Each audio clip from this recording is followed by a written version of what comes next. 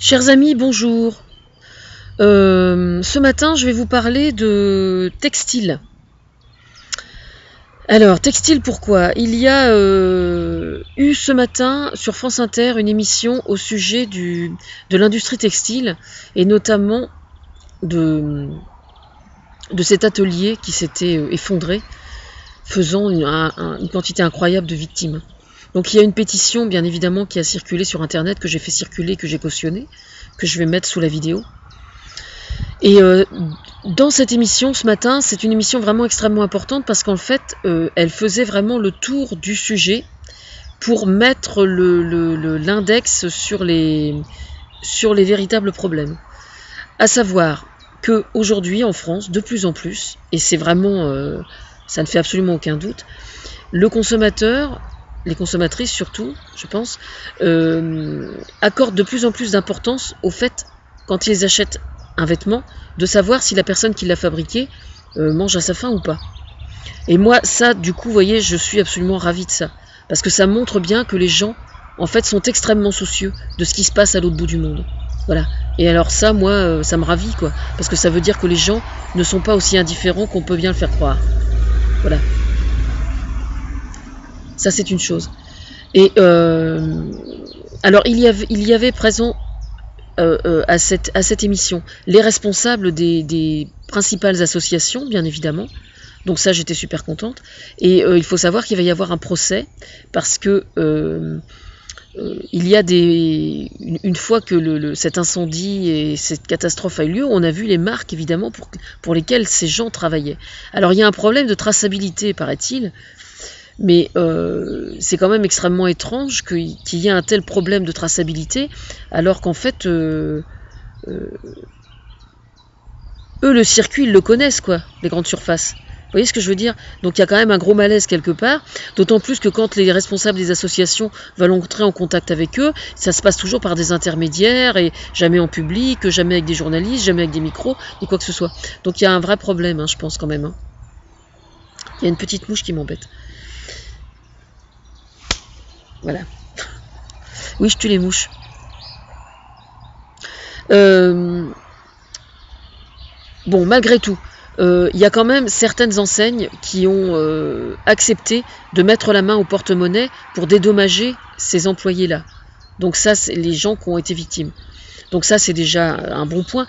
Ce qui est assez terrible, c'est qu'il a été bien expliqué que, y compris les grandes surfaces qui étaient de bonne foi et de bonne volonté, affirmaient qu'il était impossible de remonter à la source avec certitude.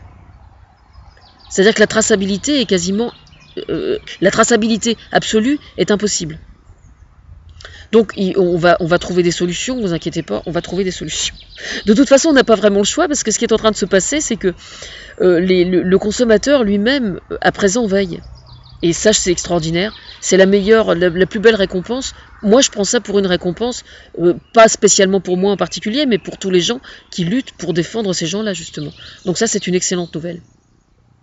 Bon, il a bien été spécifié au sujet, les différences au sujet des différents labels, le label bio et le label équitable. Alors, je vais expliquer ce que c'est.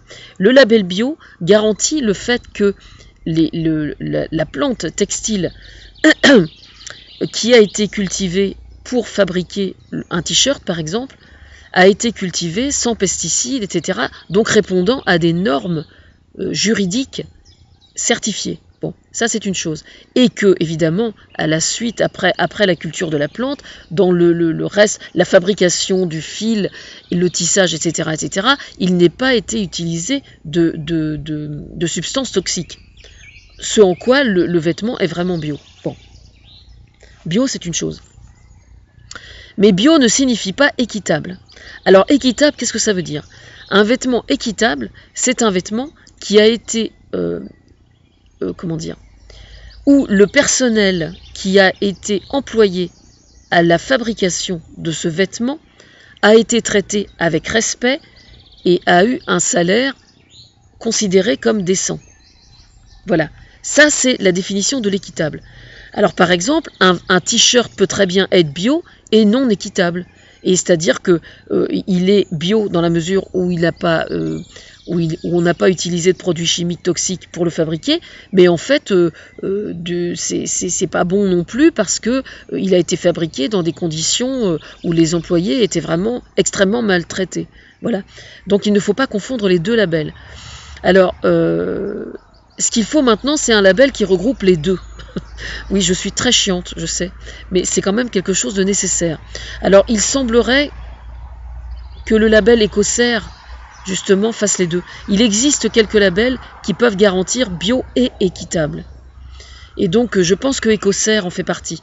Alors, je tiens à signaler, d'autre part, quand je dis que tout est lié, effectivement. Moi, je suis la représentante régionale de la page officielle qui soutient les Indiens en forêt amazonienne au sujet de Belo Monte, etc. Bon. Et il se trouve que en matière de merchandising, comme on dit, merchandising, mais même dans le showbiz et tout, en règle générale, je suis assez... je suis pas pour le merchandising à outrance, mais je considère qu'un petit peu de merchandising, ça peut être bien, quoi, ça peut être sympa. Et notamment par le biais du t-shirt, justement. Et donc, Belo Monte, alors donc Thomas a déjà fait des t-shirts, c'est déjà arrivé, depuis que je fricote avec lui. Et la planète Amazon, donc, a fait des t-shirts pour soutenir Belo Monte, avec une main verte, une main rouge. Et donc vous pouvez les acheter sur leur boutique. Voilà, et évidemment, ils sont garantis label Écossaire, bio, éthique, etc. etc. C'est la moindre des choses. Voilà. Donc ben voilà, alors évidemment, l'inconvénient, c'est qu'il n'y a pas XXL. Moi, je suis une forte personnalité. Je suis une femme plantureuse. Et donc il me faudrait du XXL et il n'y a pas de XXL, ce qui est un véritable scandale. Alors du coup je vais acheter du XL et puis je vais du coup trouver une motivation supplémentaire pour maigrir, ce qui est bien en soi aussi. Voilà.